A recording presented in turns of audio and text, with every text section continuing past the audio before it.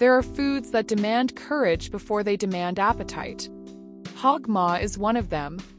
Pig's stomach, thick, muscular, not delicate. Not elegant. During slavery, the stomach was rarely considered desirable. Like many organ meats, it was often handed off to enslaved communities. But what arrived as unwanted became, in skilled hands, sustenance. Preparing hog maw was labor. It required thorough cleaning, washing, scraping, rinsing again. That act alone tells a story. Survival often requires extra work. Once cleaned, it was stuffed.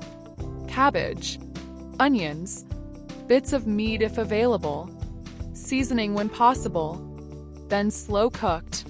What emerged wasn't just an organ. It was a vessel, a meal wrapped inside a meal. In African culinary traditions, stuffed dishes were common. Grains, vegetables, proteins combined thoughtfully. Hog maw became a canvas for adaptation. 'Cause adaptation was constant. In a system built on deprivation, enslaved cooks transformed limitation into layered flavor.